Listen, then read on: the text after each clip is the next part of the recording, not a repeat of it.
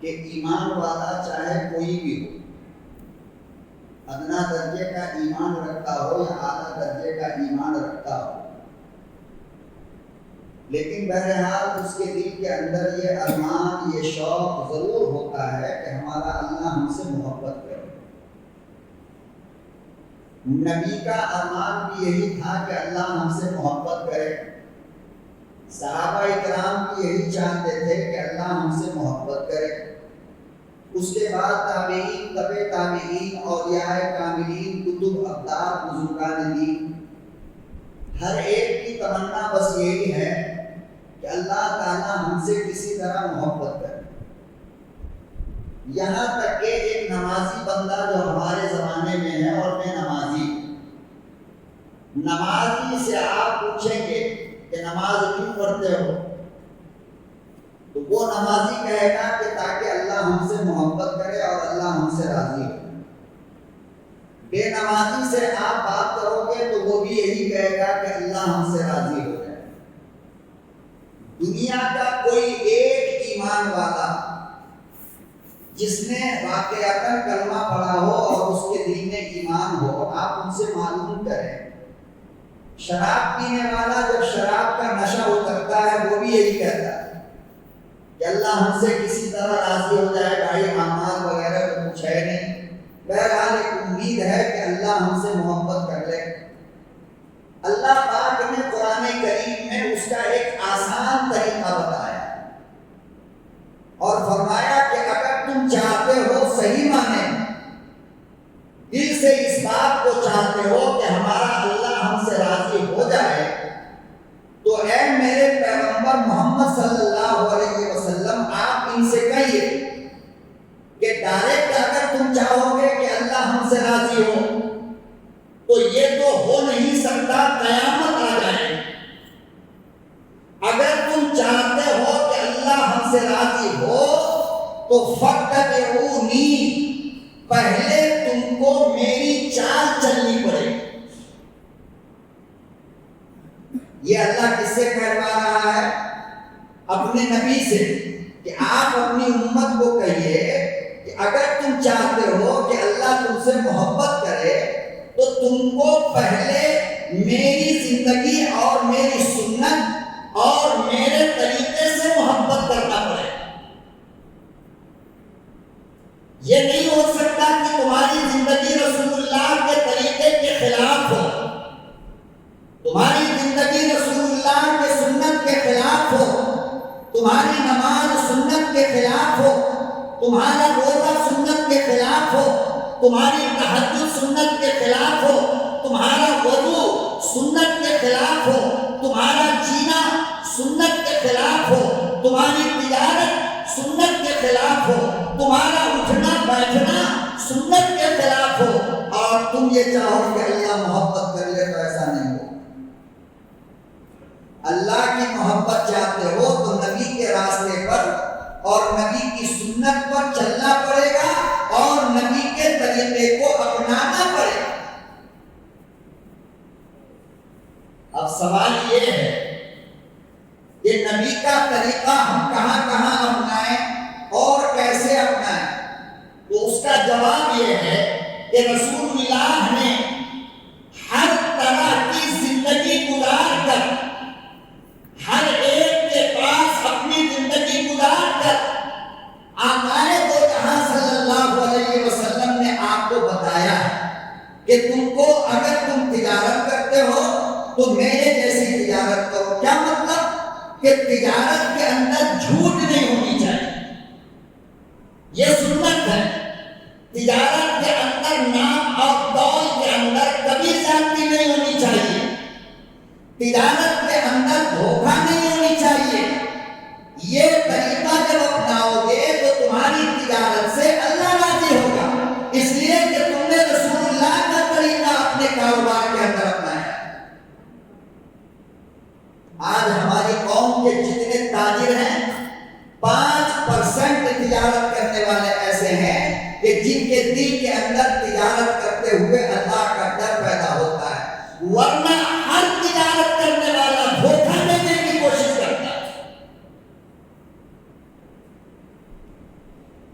مال کے اندر عیب ہے تو چھپانے کی کوشش کرے گا کسی طرح بک جائے، یہی تو حرام ہے اور ناجائز ہے، اسی سے تو اللہ نے منع کیا ہے، رسول اللہ نے منع کیا ہے کہ مال تجارت کاروبار کے مال کے عیب کو چھپاتے کیوں ہو؟ جو کوالٹی ہے سچ سچ بتاؤ کہ یہ کوالٹی ہے، اس لیول کا آئٹم ہے، جھوٹ مت بولو۔ ہو سکتا ہے تھوڑی دیر کے لیے تمہارا بیپار کم ہو، لیکن اللہ کہتا ہے یہ وعدہ میرا ہے کہ تمہارے اس کم بیپار میں بہت زیادہ بیپار کی برکت ڈال دیں گے۔ جھوٹ بول کر بہت بیچو گے مگر اس میں اتنا سا برکت آئے گا، کہاں سے آئے گا؟ جب جھوٹ بول کر کے تم نے کاروبار کیا ہے۔ اور بتاؤ تجارت کے اندر برکت اصل ہے یا تجارت اصل ہے؟ کیا اصل ہے؟ آج باپ کما رہا ہے، بیٹا کما رہا ہے، بیوی کما رہی ہے، بہو کما رہی ہے، بیٹی کما رہی ہے، ایک گھر میں 5 کمانے والے، مگر کہتے کیا ہو؟ مولانا برکت نہیں۔ یہ عجیب بات ہے، ہمارے باپ داداؤں نے اکیلا کاروبار کر کے، اکیلی نوکری کر کے ہم سب کو پال لیا، اور آج 5 نوکری کرنے والے کہہ رہے ہیں کہ گھر میں برکت نہیں ہے۔ کیوں؟ اس لیے کہ آپ کی کمائی میں ڈاؤٹ ہے۔ آپ ذرا اپنے کمائی پہ غور کر کے دیکھو، پتہ چل جائے گا برکت کیوں نہیں ہے۔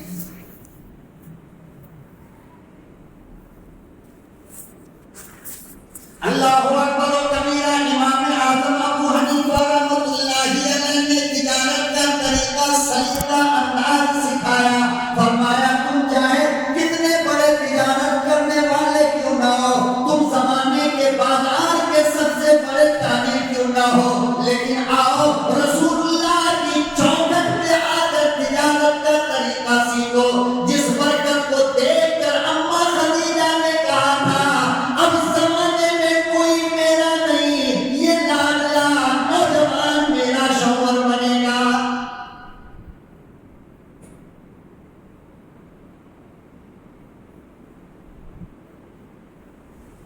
ایک مسلمان، آپ مجھے پورے محلے میں ایسا گھر نہیں بتا سکتے ہو کہ جس گھر کے اندر کوئی کام نہ کرتا ہو، ایک گھر نہیں بتا سکتے۔ ہر گھر میں کاروبار ہے، ہر گھر میں کاروبار نہیں تو نوکری کرنے والا ہے، کام کرنے والا ہے، لیکن آج مسلمانوں کی مالی حالت جتنی کمزور ہے پہلے کبھی نہیں۔ وجہ کیا ہے؟ نوکری کرنے والا بھی وفاداری نہیں کر رہا ہے، وہ بھی اپنے مالک کو دھوکہ دیتا ہے۔ کام کیا 25 دن کا اور تنخواہ لیا 30 دن کا، تو برکت کہاں سے آئے گی؟ 5 دن کا حرام ہو گیا نا۔ یہ نوکری کرنے والے کی حالت ہے۔ اور جو مالک ہے اس کا معاملہ کیا ہے کہ اپنے نوکر کو اپنے کام کرنے والوں کو سکھاتا ہے، یہ پھٹ گیا تو اس کو چھپا دو، یہ کٹ گیا تو اس کو چھپا دو۔ ارے پیک کر دو یار، پیکنگ کے اندر کون دیکھنے جا رہا ہے؟ تیرا رب بھی نہیں دیکھتا۔ برکت تو وہیں سے آئے گی نا۔ ارے پیسے کا لین دین مارکیٹ میں ہوگا، لیکن اس پیسے میں برکت کہاں سے آئے گی؟ وہاں سے آئے گی جس کے بارے میں تم سمجھتے ہو وہ دیکھتا نہیں۔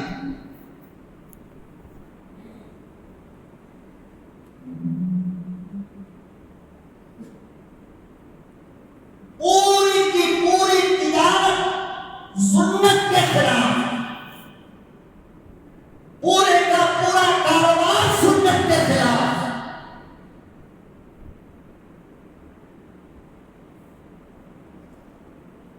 نبی کریم صلی اللہ علیہ وسلم نے یہ بات بھی تجارت کرنے والوں کو بتایا ہے کہ اگر تمہارے پاس سے کوئی بندہ مال خرید کر لے گیا اور 2-4 دن کے بعد آ کر کہتا ہے کہ صاحب مجھے اس کی ضرورت نہیں ہے، پیسے دے دو، تو آقا دو جہاں صلی اللہ علیہ وسلم نے فرمایا خوشی سے اس کا پیسہ لوٹا دو، اپنا مان رکھو۔ ہمارا غلبے کا غصہ دماغ پہ چڑھ جائے گا، 5 دن کے بعد آیا تو میں نہیں لیتا، کیا یہی ہے نہیں ہے؟ تو کہاں سے برکت ڈھونڈ رہے ہو کاروبار میں؟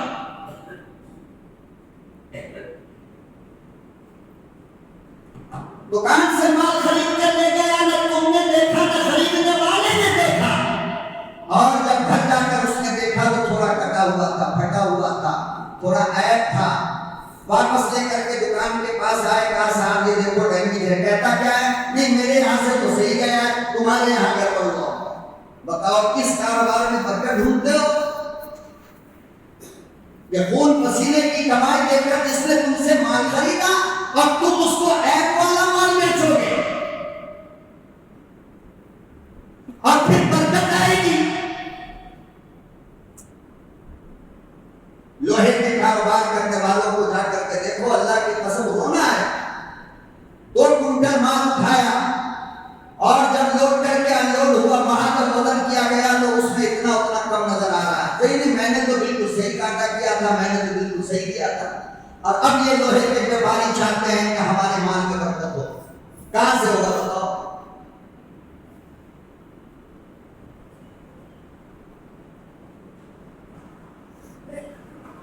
بالو بیچنے والا بالو میں پانی ڈال دیتا ہے کہ وزن بڑھ جائے،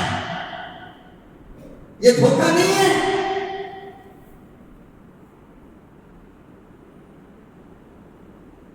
بعض لوگ اپنی تجارت کرنے والے اپنے ترازو میں ہیر پھیر کر کے رکھتے ہیں اور برکت آئے گی۔ کوفہ کے بازار میں حضرت امام اعظم ابو حنیفہ رحمۃ اللہ علیہ الحمدللہ، جن کے ہم سب لوگ مقلد ہیں، کپڑے کی دکان تھی امام صاحب۔ اب آپ کہو کہ اتنا بڑا امام اور تجارت، مولانا لوگ تجارت کیوں کر رہے ہیں؟ مؤذن صاحب تجارت کیوں کریں گے؟ امام صاحب تجارت کیوں کریں گے؟ نہیں، آپ کے 10-15 ہزار پر اپنی بیوی اپنے بچوں کو لے جا کر گروی رکھ دے گا۔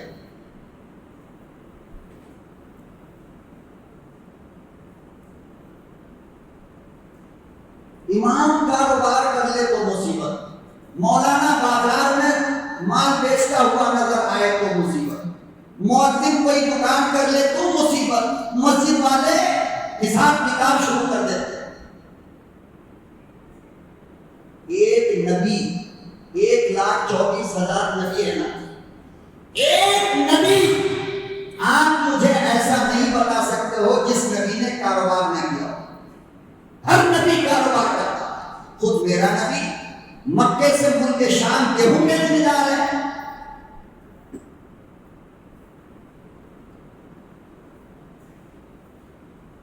اور آج کے زمانے میں لوگ یہ سمجھتے ہیں کہ مولانا کا کام یہ نہیں ہے، امام کا کام یہ نہیں ہے۔ ارے اماموں کے امام نے گیہوں بیچا ہے، چاول بیچا ہے، اپنا بھی بیچا، دوسروں کا بھی لے جا کر بازار میں بیچا ہے۔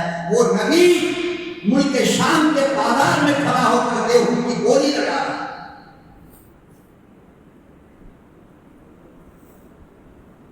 آج کے زمانے میں مولانا کو لوگ فرشتہ سمجھتے ہیں کہ مولانا لوگ جتنے ہیں وہ جبریل علیہ السلام کے خاندان سے آتے ہیں، اس لیے کاروبار نہیں کرنا، تجارت نہیں کرنا، سیاست میں نہیں آنا، بزنس نہیں کرنا۔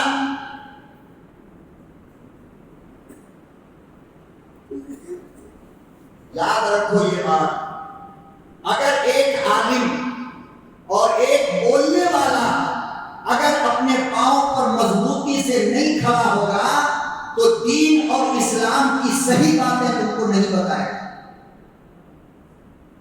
ڈر کی وجہ سے۔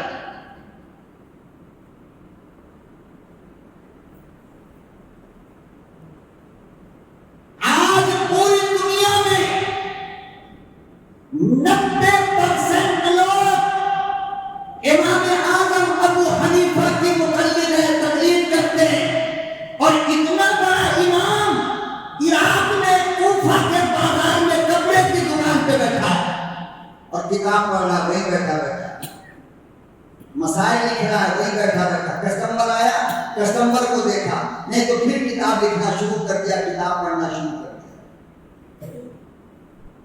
اتنا بڑا امام ہے. شام ہو گئی، برسات کا موسم تھا، روشنی کم ہو گئی، سورج ڈھک گیا. آپ عصر کی نماز پڑھنے کے لیے گئے.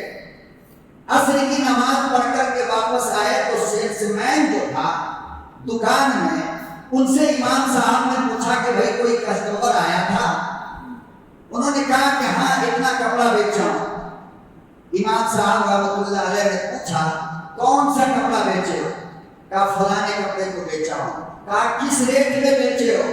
کہا کہ اس ریٹ میں بیچا ہوں.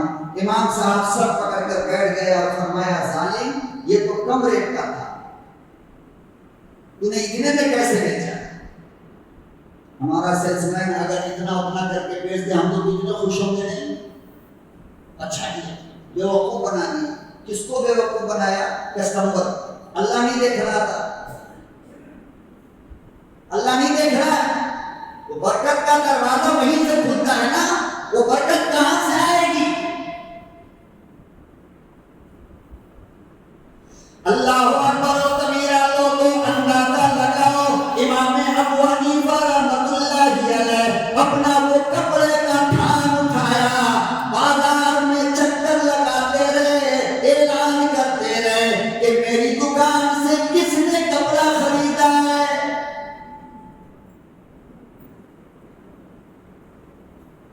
شام ہو گئی، سورج ڈوب گیا، رات آ گئی، آدمی نہ ملا.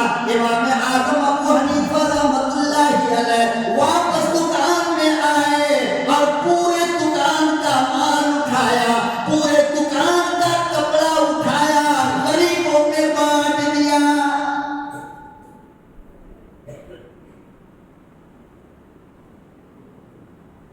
فرمایا یہ ناجائز پیسہ میری دکان میں نہیں رہ سکتا، اب میں یہ کاروبار نہیں کر سکتا. پورا کپڑا اٹھایا، غریبوں میں صدقہ کر دیا اور رات بھر روتے رہے. نماز تہجد میں رو رو کر اللہ سے معافی مانگتے رہے، میرے پروردگار مجھے معاف کر دے، یہ غلطی میری ہے.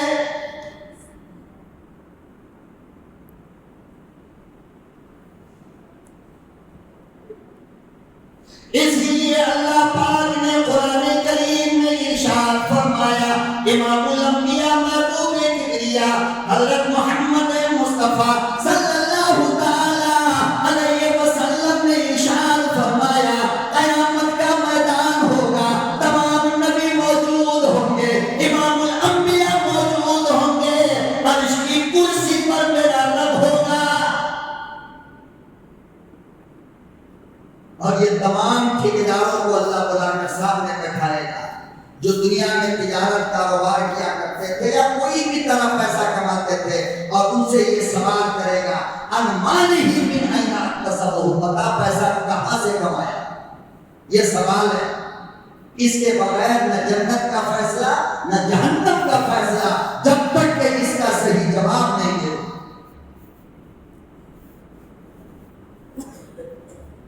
عدالت خدا بندے ذوالجلال کی لگی، سامنے ہم بیٹھے ہیں، آپ بیٹھے ہو، کاروباری بیٹھا ہے، نوکر بیٹھا ہے، مزدور بیٹھا ہے، بڑا بڑا کاروبار کرنے والا چودھری بیٹھا ہے، بڑا بڑا مارکیٹ کا دادا بیٹھا ہے. اللہ پاک آواز دے کر بلائے گا، فرمائے گا مولانا ادھر آؤ،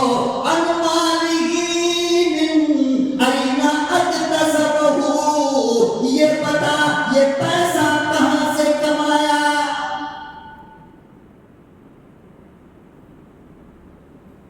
سوال کون کر رہا ہے؟ اللہ. اور ہم کھڑے ہیں اور پسینہ گردن تک ہے، اتنا پسینے میں ڈوبے ہیں. سارے نبی موجود ہیں، ہمارا نبی ہمیں دیکھ رہا ہے کہ یہ میرا کلمہ پڑھنے والا میری امتی ہے، اور تجارت کے بارے میں اللہ پوچھ رہا ہے. ان مالہ من این اکتسبہ، بتا تو نے مال کہاں سے کمایا.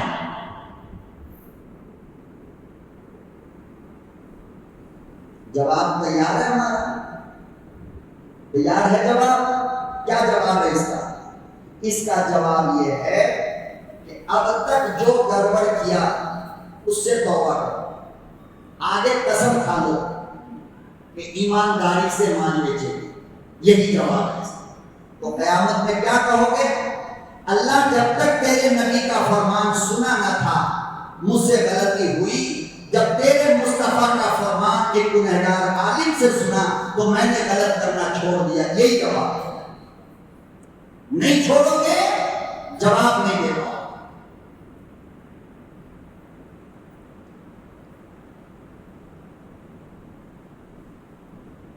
پروردگار عالم نے دوسرا سوال کر دیا.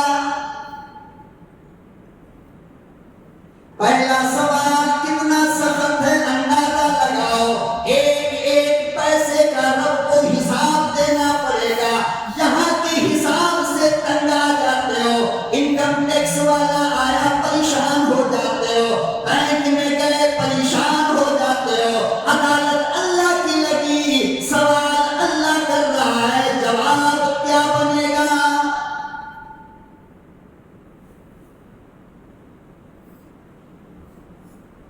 سو کا نہیں، ہزار لاکھ کروڑ کا نہیں، ایک پیسے کا حساب بھی دینا پڑے گا. ایک پیسہ اللہ اس کے بارے میں پوچھے گا، یہ ایک پیسہ کہاں سے کمایا ہے. جتنی مستیاں کرنی ہے کرو. اگر تمہارا ایمان یہ ہے کہ موت آئے گی نہیں، اور مولوی جو بکواس کر رہا ہے یہ بالکل بیکار کی بات ہے، قبر میں کچھ نہیں ہونے کا، اوپر کچھ نہیں ہونے کا، تو جو دل میں آئے کرو.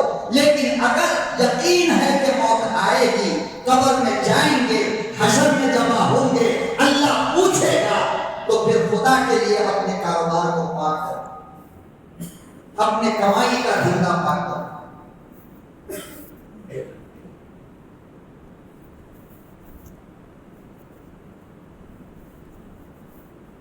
حضرت امام احمد بن حنبل رحمۃ اللہ علیہ اپنے وقت کا اتنا بڑا امام ہے، اتنا بڑا اللہ والا ہے، سفر سے واپس آیا، قیامت کی بھوک لگی ہے، اپنی بیوی سے کہا او محترمہ کچھ کھانے کا لاؤ، کچھ پینے کا لاؤ. بھوک نے تڑپایا، کئی دن ہو گئے، منہ میں روٹی کا لقمہ نہ گیا.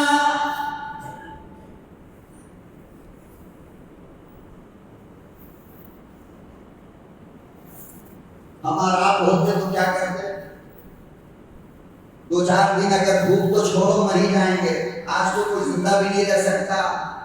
لیکن ایک وقت کا کھایا نہیں، دوسرے وقت اگر بھوک قیامت کی لگ گئی تو پھر کھانا جب سامنے آئے گا تو یہ بھی نہیں دیکھے گا یہ آیا کہاں سے، بس پہلے اندر ڈالو، پیٹ بھرو بس.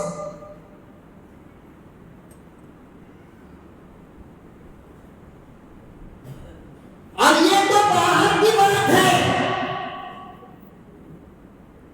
امام احمد بن حنبل اپنے زمانے کا اتنا بڑا امام کہ جس کو 99 مرتبہ دنیا میں خواب کے اندر اللہ کی زیارت ہوئی، 99 مرتبہ اللہ کو دیکھا ہے.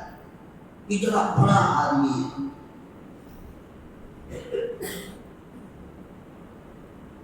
ہماری آنکھیں تو ترس جاتی ہے اگر بزرگ باپ مر گیا تو باپ بھی خواب میں نہیں آتا، اس لیے کہ اولاد نالائق ہے. تو نالائق اولاد کے خواب میں اللہ والا باپ کیوں آئے؟ نگاہیں پاک ہو تو پھر خواب میں بھی پاک چیزیں نظر آتی ہیں. دن میں نگاہ ناپاک ہو تو خواب میں بھی ناپاک چیز نظر آتی ہے. یاد رکھنا یہ بات.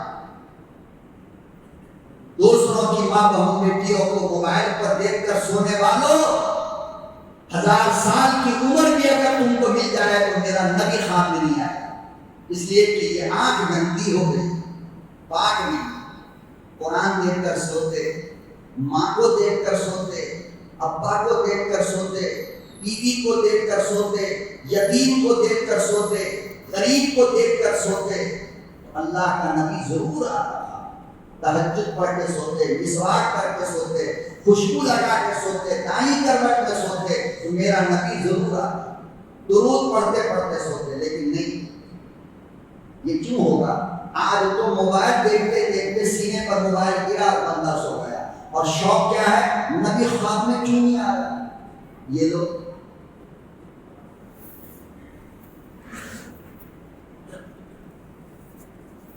اتنا بڑا آدمی ہے امام احمد بن حنبل، الٹا لٹکا کر بادشاہ نے کوڑے مارے ہیں کلام مقدس کی عزت کی خاطر۔ جب ازار بند ٹوٹ کر گرنے لگا کوڑے کی مار سے، تو اللہ کا فرشتہ آ کر کے ازار پر باندھ رہا تھا کہ قرآن کی آبرو بچانے والا دنیا میں بے آبرو نہیں ہو سکتا ہے۔ قرآن کی عزت کے لیے جو مار کھا رہا ہے وہ دنیا والوں کے سامنے بے عزت نہیں ہو سکتا۔ فرشتے نے آ کر ازار پر باندھا ہے۔ اتنا بڑا امام جب گھر آیا، 3 دن کا سفر طے کر کے کچھ کھایا نہیں کیا نہیں، بھوک سے پریشان ہے۔ بیوی نے کہا کہ 2 منٹ بیٹھ جاؤ، گرم گرم روٹی بنا دیتے ہیں۔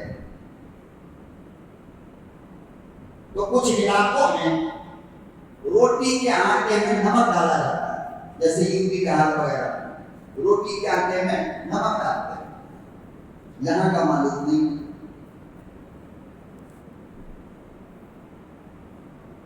تھوڑی دیر کے بعد گرم گرم روٹی اور سالن دال لے کر کے امام صاحب کی بیوی آئی ہے، امام احمد بن حنبل کی۔ بھوکا کتنے دن سے ہے؟ 3 دن سے۔ امام صاحب نے پوچھا آٹا کہاں سے لائی ہو؟ کہا گھر میں تھا۔ کہا اس میں جو نمک ڈالی وہ کہاں سے لائی ہو؟ کہا کہ گھر میں تھا۔ کہا یہ دال کہاں سے لائی ہو؟ کہا کہ آپ کا جو بیٹا ہے بڑا والا اس کے گھر سے یہ دال آئی ہے۔ امام صاحب نے فرمایا یہ دال میرے لیے حرام ہے۔ کیا آئی کہاں سے؟ بڑے بیٹے کے گھر سے۔ اور کہا کیا کہ یہ دال میرے لیے حرام ہے۔ کہا کیوں؟ کہا اس لیے کہ میرا بیٹا سرکاری نوکری کرتا ہے، اگر اس نے 1 مہینے میں 1 دن بھی ڈیوٹی نہ کیا ہو تو اس کے 30 دن کا پیسہ ناجائز ہے، اور ظاہر بات ہے کہ اس پیسے سے یہ دال آئی ہے، اس لیے میرے لیے یہ دال حرام، میں نہیں کھاتا۔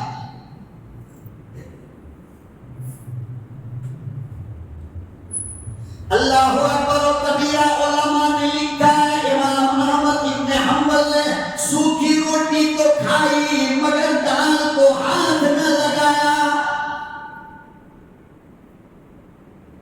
آؤ یاروں کے ساتھ، دوستوں کے ساتھ، ہوٹل بازی کرنے والوں، نائٹ گزارنے والوں، ذرا سوچ کر کھایا کرو، پیا کرو۔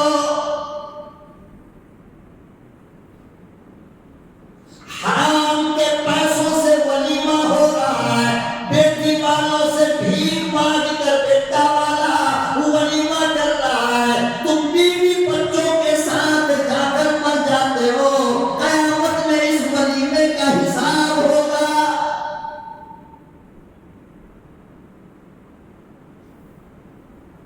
جب بیٹی والوں سے پیسہ لینا حرام ہے، جب بیٹی والوں کا پیسہ دینا حرام ہے، تو اس پیسے کا ولیمہ حلال کیسے؟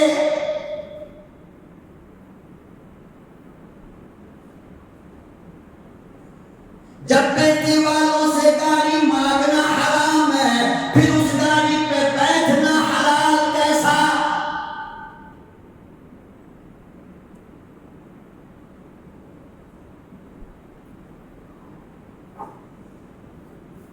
اللہ پاک نے قرآن کریم میں ارشاد فرمایا کہ لوگوں پاک کھایا کرو، پاک پیا کرو، پاک رہو گے، پاک کھاؤ گے،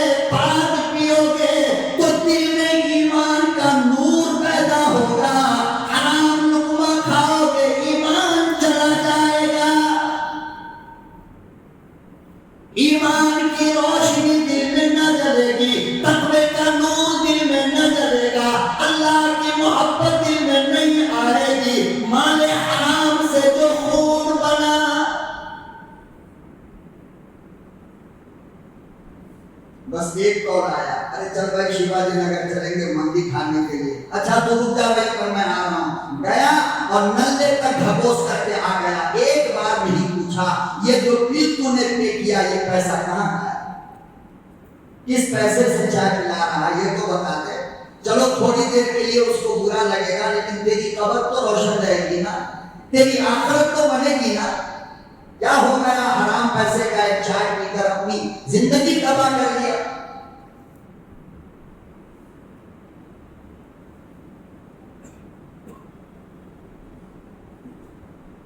لوگ کہتے ہیں نماز میں دل نہیں لگتا، اللہ کا نام لینے میں مزہ نہیں آتا، قرآن پڑھنے میں اچھا نہیں لگتا، مولانا کی بات سننی پسند نہیں، اللہ کے راستے میں نکلنے کا دل نہیں کرتا، یہ سب مال حرام کی نوزت ہے۔ ناجائز مال کھاؤ گے، میں یہ نہیں کہتا آپ سب لوگ ایسا کرتے ہو، نہیں، آپ محنت سے کماتے ہو، آپ کے پسینے گرتے ہیں، لیکن وہ جو دعوت ہوئی نا وہاں مکس تھا معاملہ، وہاں کی نحوست تم کو برباد کر دی۔ آپ کو اپنی کمائی پہ بھروسہ ہے لیکن یاروں کے ساتھ دوستوں کے ساتھ اور یہ دعوت اور وہ دعوت تم نے پوچھا کس پیسے کی دعوت ہے؟ بھوکے رہ جاؤ، یاد رکھنا میری بات، زندگی کس کی وفادار ہوئی ہے کسی کو پتہ نہیں، کل ہم ہو یا آپ ہوں، یا ہم نہ ہو آپ نہ ہو، لیکن میری اس بات کو گرے باندھ لینا، دنیا کا سارا گناہ ایک طرف اور حرام مال کا اندر جانا ایک طرف، اس لیے پانی پینے سے پہلے بھی پوچھ لیا کرو یہ پانی کس پیسے کا خریدا ہے۔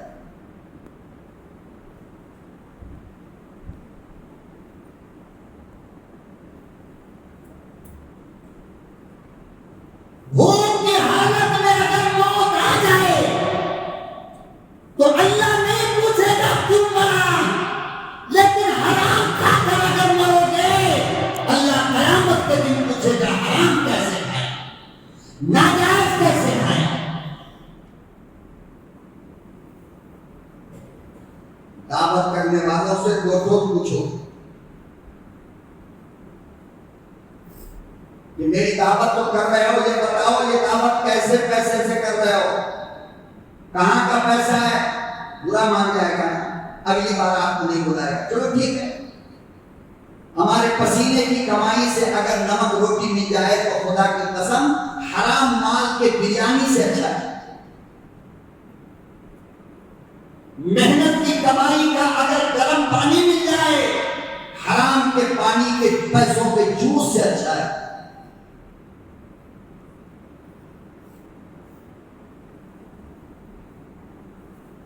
اللہ اکبر، امام احمد بن حنبل نے ارشاد فرمایا یہ دال اٹھاؤ،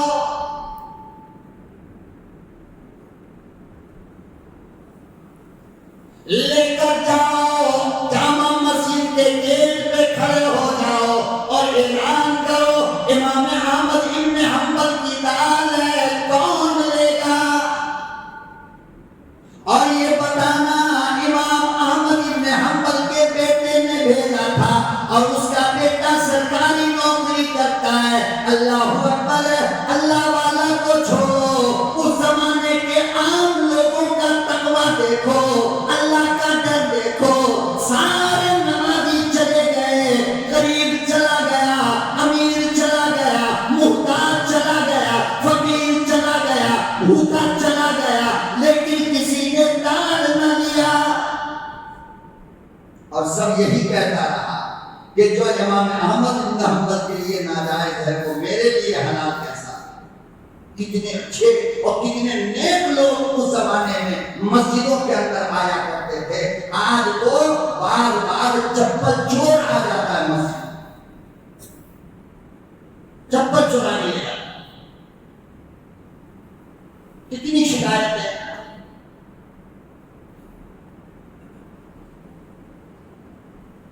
سب سے زیادہ عبادات کے بعد معاملات میں اخلاقیات میں اسلام نے جو زور دیا وہ اس بات پر کہ رزق حلال کا استعمال کرو، کھانے پینے میں بہت احتیاط کیا کرو، تب جا کر تمہارا ایمان روشن ہوگا اندر میں۔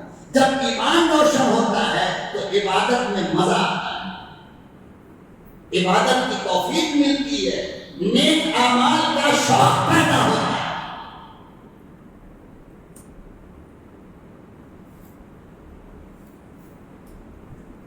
حضرت ابو بکر کو ان کا غلام ایک سفر میں ایک بیڑ لا کر کے دیا۔ کیا دیا؟ بیڑ، کیا بولتے ہیں ہمارے پیڑی کا پھل ہوتا ہے، وہ لا کر کے دیا۔ ٹوٹی آپ لیے کیا بولتے ہیں ہمارے یہاں بیڑ بولتے ہیں۔ وہ بیڑ لا کر کے دیا۔ ابو بکر صدیق رضی اللہ تعالیٰ عنہ کو بھوک بہت تیز لگی، یہ غلام ہے، میرے یہاں کام کرنے والا ہے، یہ غلط کہاں سے لائے گا؟ حضرت صدیق اکبر نے اس کو کھا لیا۔ کھانے کے بعد غلام نے کہا کہ صاحب آپ ہمیشہ کھانے سے پہلے پوچھتے تھے کہاں سے آیا، آج آپ نے نہیں پوچھا۔ صدیق اکبر نے سر کو یوں پکڑا اور فرمایا کہ پتہ کہاں سے لایا؟ کہا کہ ہم نے ایک جگہ ستارہ دیکھا تھا۔ کیا دیکھا تھا؟ کیا دیکھا تھا؟ ستارہ۔ ستارہ دیکھنا سمجھتے ہو؟ زمانہ جاہلیت میں ایمان اور اسلام کے آنے سے پہلے مشرکین مکہ ستارہ دیکھا کرتے تھے۔ مثال کے طور پر کوئی کام کرنا ہے تو کام کرنے سے پہلے وہاں کے بڑے بزرگ کے پاس جاتے اور کہتے ہیں ذرا ہمارا ستارہ دیکھیے، یہ کام ٹھیک رہے گا۔ کوئی رشتہ لگتا شادی کا تو لڑکا لڑکی کا نام دے کر پوچھتے دونوں کا ستارہ ٹھیک رہے گا۔ اسلام آیا، اسلام نے اس کو کفر اور شرک کہا کہ یہ حرام ہے، ناجائز ہے، تقدیر کے خلاف ہے۔ آج بھی ہمارے پاس بہت سارے ایمان والے لوگ آتے ہیں اور کمال کی بات یہ دیکھو کہ اسی ایمان کے دعوے کے ساتھ یہ دنیا سے چلے جاتے ہیں۔ ایسے ہی لوگوں کے بارے میں سرکار دو جہاں صلی اللہ علیہ وسلم نے فرمایا کہ صبح کو مومن ہوگا اور شام کو مرے گا تو کافر کا جنازہ ہو جائے گا، اور خود کو وہ یہ سمجھے گا کہ ہم مسلمان ہیں۔ ایسے ہی لوگ میرے پاس آتے ہیں، دور دور سے لوگ آتے ہیں نام سن کر کے، اور پتہ نہیں اس کو کون خبیث بتا دیتا ہے کہ مولانا ستارہ نہیں دیکھتے ہیں۔ اب آ کر کے کہتے میں نے کہا بھائی مجھے جب سے شہر میں آیا ہوں شہر کی روشنی میں ایسا گم ہو گیا کہ زمانہ ہو گیا آسمان کا ستارہ نظر ہی نہیں آتا، گاؤں دیہات میں نظر آتا جہاں لائٹ نہیں۔ مولانا وہ ستارہ نہیں، پھر کون سا ستارہ بول رہے ہو؟ کہا دونوں کی قسمت کا ستارہ۔ میں نے کہا یہ تو میرا خود بھی پتہ نہیں، میں تجھے کیا بتاؤں؟ اب بتاؤ ایمان رہے گا؟ ایمان رہے گا؟ اسلام نے جب اس کو کفر کہا تو ایمان رہے گا؟ ایمان چلا جاتا ہے، لیکن یہ کلمہ پڑھتا ہے۔ کیوں نہیں کلمہ پڑھتا؟ اس لیے کہ اس کو انہوں نے شرک سمجھائی نہیں۔ اس لیے یہ ستارہ گتارہ کا چکر بند کرو۔ اور جو مولوی ڈھکوسلا کرتا ہے نا، مولوی کی شکل بنا کر، مولوی کی پگڑی لگا کر، مولوی کا کپڑا پہن کر، تسبیح ہاتھ میں لے کر، اگر وہ یہ نوٹنکی کرے کہ ہم میں ستارہ دیکھتا ہوں، سمجھ لینا کہ یہ مسلمان ہے ہی۔ اس لیے کہ ستارہ دیکھنا اور دکھانا دونوں کفر ہے، ایمان سے نکل جاتا ہے، مرد کا نکاح ٹوٹ جائے گا۔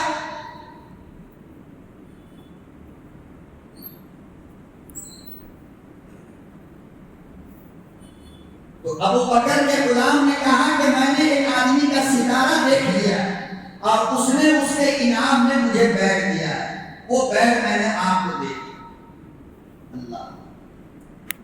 اللہ اکبر۔ امام الانبیاء کا یار صدیق اکبر یار غار نے فوراً کھڑے کھڑے اپنے حلق میں ہاتھ ڈالا، ایک مرتبہ ڈالا باہر نہیں آیا، دوسری مرتبہ ڈالا باہر نہیں آیا، تیسری مرتبہ اندر تک ہاتھ ڈالا، اور جب تک وہ پیڑی باہر نہ آ گئی ڈالتے رہے۔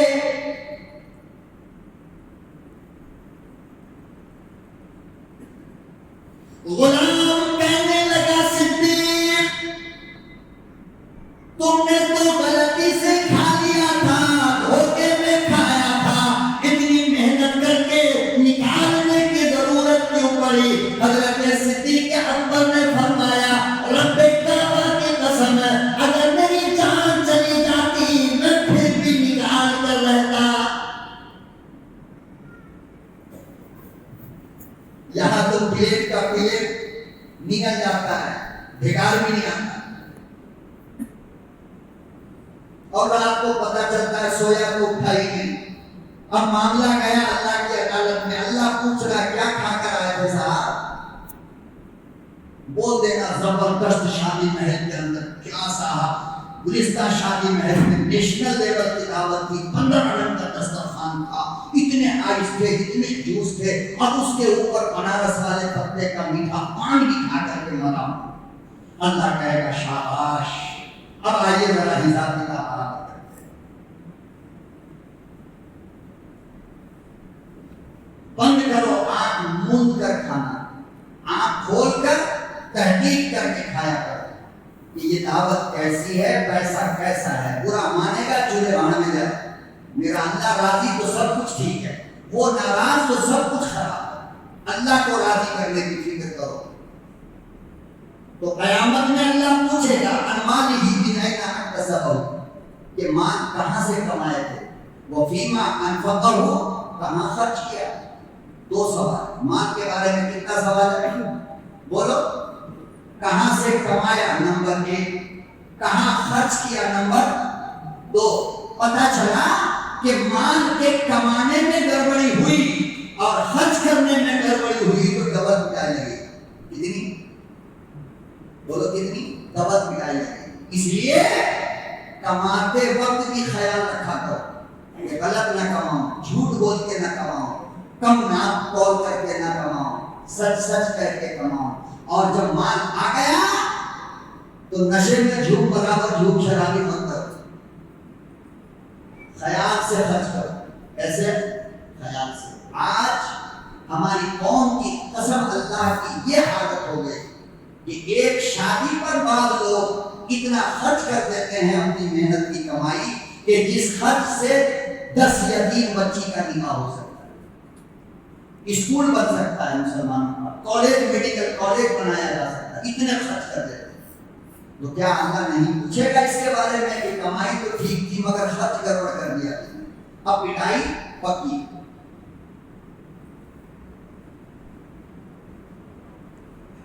اللہ نے محنت سے کما کر لایا, خرچ کہاں کیے؟ 70 mm کا ٹی وی لے آیا تھا گھر میں. اب بتاؤ یہ جواب ٹھیک ہے؟ اللہ کو کیا جواب دیں گے؟ اللہ میاں کمایا تو ٹھیک تھا, آپ کو پتا ہے. خرچ میں کیا کیا؟ شراب پیا, گانجا پیا, چرس پیا, افیم پیا, ڈی جے بجوایا, ناچ نچوایا, لڑکیوں کو بلایا, نوٹنکی کروایا. تو کمانے کے حساب سے تو بچ گئے مگر خرچ میں پھنس گئے نہیں.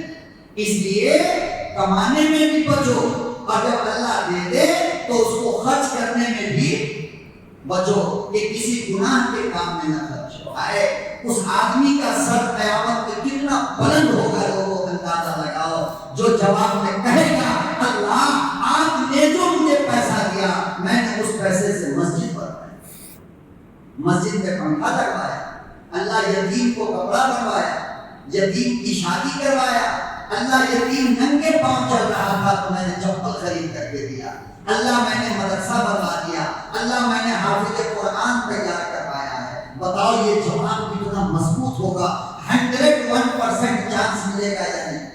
اللہ میاں دین کی خدمت کرنے والوں پہ خرچ کیا میں نے, ان کے آرام کا میں نے انتظام کیا. یہ وہ جواب ہے جو 100% رزلٹ دے گا انشاءاللہ. اللہ پاک ہمیں اور آپ کو حلال رزق کمانے کی